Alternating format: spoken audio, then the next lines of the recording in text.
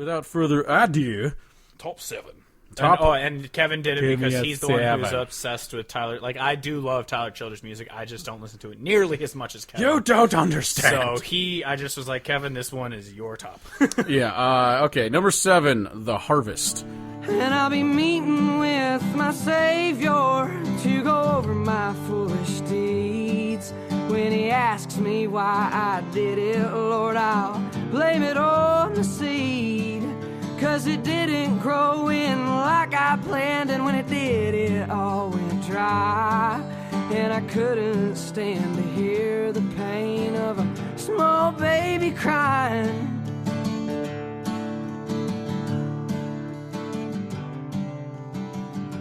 As we all know, I love me a good old-fashioned murder ballad. And so this is another one of those songs where it doesn't talk about the murdery as much, but he's reflecting after having done said murder because he had a starving child at home. And so as the song's called The Harvest, it's about how he was trying to farm his land, shit wouldn't grow, things were bad, so he had to turn to a life to provide for his kid. And so then I really like the way he does it, because it's not just like, well, I had a starving kid, so I just, had to do the murdering. He talks about just the the judgment that they're placing on him without knowing the full story of what's going on. And I just think it's kind of a unique take on it. And I like it a lot. Yeah. Number 6, Banded Clovis. We trudged through the snow, straight up the hillside, took a ridge for a while, then we slowly went down to an overhang, hit from the ridge line, bent over our handles, and we bit in the ground, dark and bloody ground.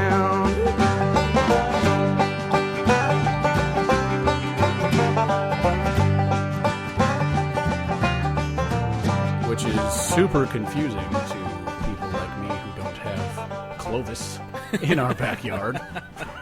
Yeah, I did not know what the fuck Banded Clovis meant. I understood from context throughout the song that they were panning or prospecting or whatever the fuck for this thing, but I had to look up what a Clovis was, and they're like little Indian arrowhead looking bastards. Yeah. So I had to look that up because I was just like, I don't know what the hell a Clovis is, but I digress. Again, another murder ballad, because we all know how much I love murder ballads. And so it's basically he goes out west prospecting. It's taking way too long to strike it rich, and they're he says he's broke ass and busted, and having a real rough time. But then his friend finds something great, and so the narrator sees it, realizes how much money it would be worth, and in the song it's interesting because he talks about how much whiskey and women and shit he could get for it, and so he's just taken over by greed and kills his friend, takes it. Then he gets caught later on down the road. So he's Smeagol? Exactly. But so it's interesting compared to the first one where it's kill for your your family and your starving child, and the other one's I killed a guy who had a wife and a family who was going to take this and go back to them, and I murdered him so that I could have booze and women and shit. And then he's just well, fuck. Good job, Tyler. Yeah, and I love the Taylor Children's. I love it's kind of bluegrassy kind of sound. He has a lot of sounds. He has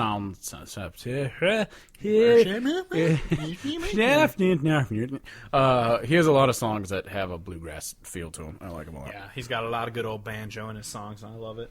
Yeah. Number 5, White House Road. I got women up and down this creek, and keep me going and my engine clean. Run me ragged, but I don't fret, 'cause there ain't been one slow me down, none yet. Get me drinking that moonshine, get me higher than the grocery bill, take my troubles to the high wall, throw them in the river and get your fill. We've been sniffing that cocaine, ain't nothing better when the wind cuts cold. Lord, it's a mighty hard living, but a damn good feeling to run these roads.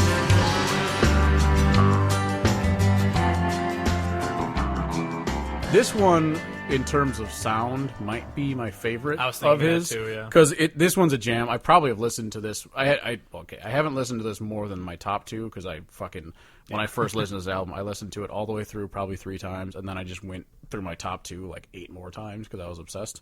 But White House Road's great.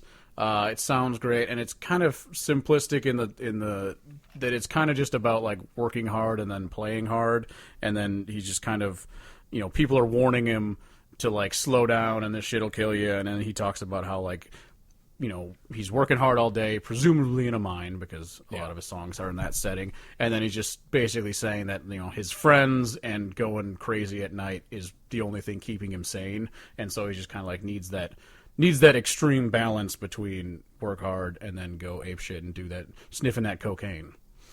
But it's a great song. I love it. I know stuff for breakfast. Cocaine. Cocaine. Cocaine. All right, number 3. No, 4. 11. 9? 9. All right, number 4. Shake the Frost. So if it make you stay, I wouldn't act so angry all the time. I wouldn't keep it all inside, and I'd let you know how much I loved you every day.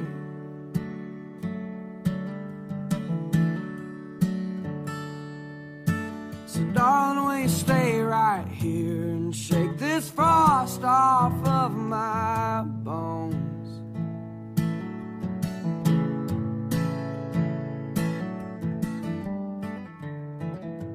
I really like this one.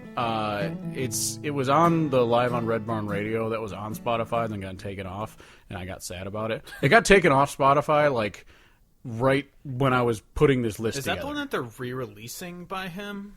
Are they re-releasing something? They were releasing some live album by Tyler Childers. That could be soon, it. And It had just when it was on Spotify, it just had like this red album cover looking bastard.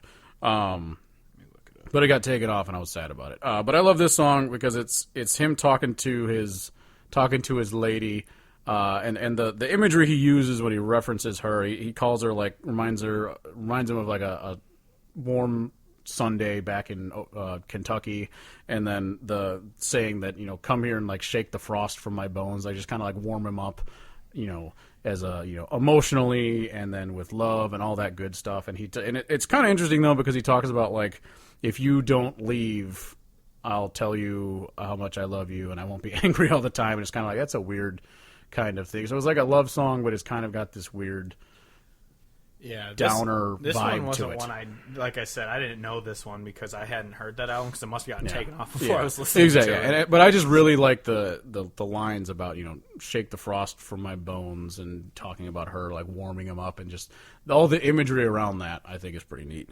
I like it. Yeah, Tyler Childers to re-release Landmark Red Barn Radio Sessions. Oh, nice. So yeah, they're coming back, please. I guess so.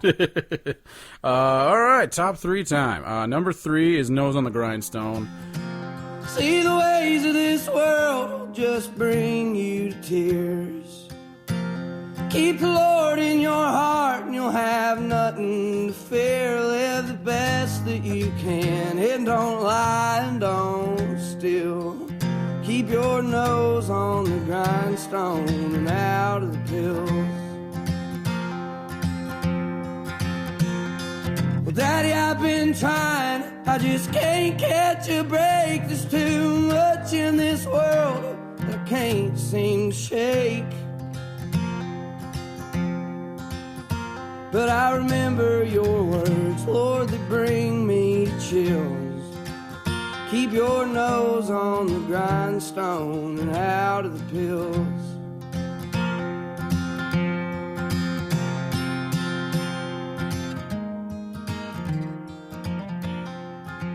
This is one of those great, learned life lessons from your dad kind of thing, and then taking those and trying to apply them to your life. And so his dad says, like, keep your nose on the grindstone and out of the pills. So obviously work really hard and don't get fucked up too much. Little like Pollywog by Sturgill Simpson. Exactly. But he's got, he adds some depth to it where he talks about like his dad got hurt and wasn't able to work and was still like just instilling in him like you got to work hard. And then in the song, he's talking about like he can't catch a break and shit's hard, but he just remembers the words that his dad says, and it keeps him trucking on. It's a good one. Yeah. Number 2, Feathered Indians. Hold me close, my dear. Sing your whispering song softly in my ear, and I will sing along. Honey, tell me how your love runs true, and how I can always count on you. Be there when the bullets fly. I'd run across the river just to hold you tonight. If nothing else, this song is great because of the line where it's like a love song about this girl, and he talks about like, if I had known she was an angel, I wouldn't have came stoned. Yeah. Or something. If I to a knew house she of was an angel. religious. If I knew she was religious, I wouldn't have came stoned to a house of such an angel, too fucked up to get back home. Yeah. I just think it's great. And then the Feathered Indians line is about they're going to Pound Town, and his belt buckle is just pressing up against her thigh, leaving the indention of his belt buckle on her as they're plowing away. And it starts out really funny like that, but then it goes on further to talk about like, you know, this is the first time he's had someone that, like, you know, people have told him to stop smoking cigarettes. Stop quitting smoking cigarettes. Keep doing it. But he's like, people tell him to stop smoking cigarettes, and he's just like, up until now, I haven't had anything I'd be afraid to, like, leave if I died. And now he's got this person that he cares about. And so it's a nice love song that's got a self-deprecating nature to it, and I like it a lot. Yeah, I love the lyrics in this because it's like, it's kind of self-deprecating, but it is an upbeat love song, and Exactly. I do love that. And the production on it and the players and the sound of it's great. I fucking love it. But my number 1 is Tattoos. I'm now her used to be. He is now the one she needs. He is now the one she leans on. She looks out at the sunset. On a quilt rags, he holds her tight. And they raise a toast, bullet ride. Whiskey kills all things in time, like things she don't remember. Past is fading over time, but it's still hanging on for life. And it might just be because I watched one of the videos when he was playing it live, and he described why it's called Tattoos and some of the, because this one's kind of cryptic when he sings it, because he uses a lot of imagery that I like. He talks about, you know, his ex-lover, and when he refers to her, he talks about, like, you know, flint striking and causing a burning fire with just one spark. So, like, when they met and became lovers, and then transitions that into a cigarette. She breathes in the relationship, then exhales a memory, and I think that's just a fucking badass line about, you know, using it up and breathing it out.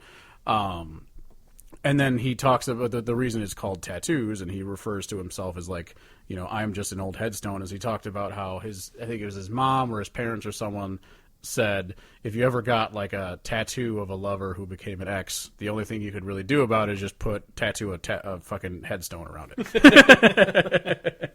And so when he's talking about how his love has moved on, and, you know, he is now her, you know, everything, and I'm just whatever the fuck, you know, she doesn't care about me anymore, so he refers to himself as, I'm just an old headstone. So, like, if she had a tattoo with his name on it, just tattooed a gravestone around it, and relationship's dead. I think that's really awesome. Very nice. Yeah, Tyler Childers is a fantastical man.